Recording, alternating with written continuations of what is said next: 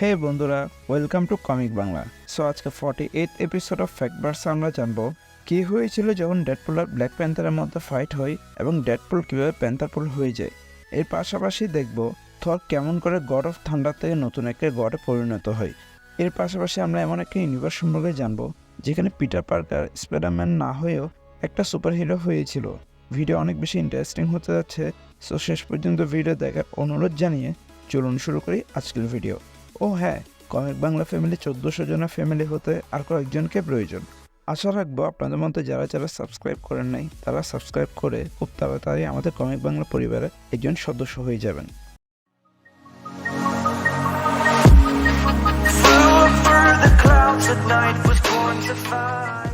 So black panther versus Deadpool comic সিরিজের মধ্যে একবার এমন হয় যে ব্ল্যাক প্যান্থার ডেডপুলের মাথা মিসআন্ডারস্ট্যান্ডিং এর কারণে কেটে ফেলে, কিন্তু পরে সে আবার তার মাথা ব্যাক করে এবং ডেডপুলকে বলে যে সে যেন ওয়াকান্ডা থেকে চলে যায়। কিন্তু ডেডপুল টিচালাকে বলে যে আমাকে 1 ইঞ্চি ভাইব্রেনিয়াম দিয়ে দাও অ্যান্ড দেন আমি চলে যাব।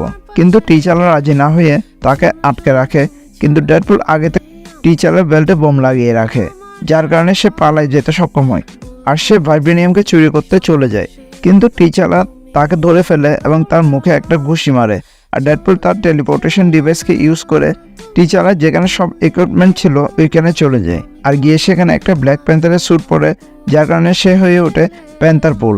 আর এরপর তাদের মধ্যে আবার ফাইট হয় আর ডেডপুল লিটারালি ব্ল্যাক প্যান্থারের উপর ভারী হতে থাকে, কিন্তু তখন তার টেলিপোর্টেশন ডিভাইস আবার বিপ করে এবং সে চলে যায় ভাইব্রেনিয়ামের মাইনে।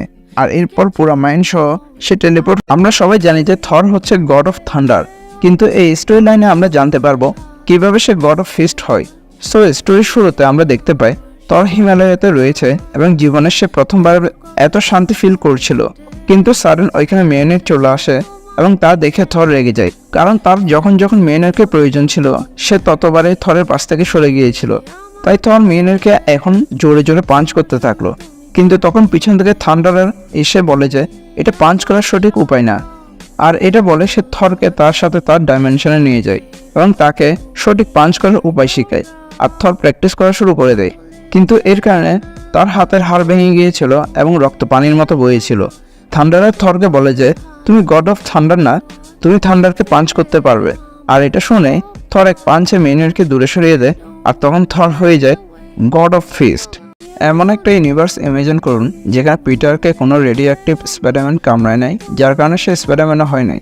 পিটার তার আঙ্কেল বেন আর আন্ট মেয়ের সাথে নর্মাল লাইফ লিড করে, কিন্তু একদিন তাদের বাসায় একটা ক্রিমিনাল চলে আসে এবং সে আঙ্কেল বেনকে গুলি করতে যাবে, এমন অবস্থায় পিটার ক্রিমিনালের উপর ঝাঁপিয়ে পড়ে, যার কারণে গুলিটা তার পায়ে এসে লাগে এবং ডক্টররা বলে যে তার ডান পাশের পা সারা জীবনের জন্য প্যারালাইসিসড হয়ে গিয়েছে। কিন্তু পিটার কিছুদিন পর স্টিকের উপর ভর দিয়ে স্কুলে যাওয়া শুরু করে আর তার ফ্রেন্ডসরাও তার সাথে ভালো বিহেভ করে। কিন্তু একদিন তাদের স্কুলে স্যান্ডম্যান চলে আসে এবং সে সকল স্টুডেন্টসদেরকে হোস্টেস করে ফেলে, কিন্তু সিল্ক এসে তাদেরকে বাঁচিয়ে ফেলে এবং এটা দেখে পিটার তাকে হেল্প করার ডিসিশন নেয়। যদিও সিল্ক শুরুতে রাজি হয় না, কিন্তু পরে সে রাজি হয়ে যায় আর পিটার তার বুদ্ধির মাধ্যমে সিল্কের জন্য ইকুইপমেন্টস বানিয়ে দেয়। অর্থাৎ স্পাইডারম্যান না হয়েও পিটার ওই ইউনিভার্সে স্পাইডারম্যান রোল প্লে করেছিল।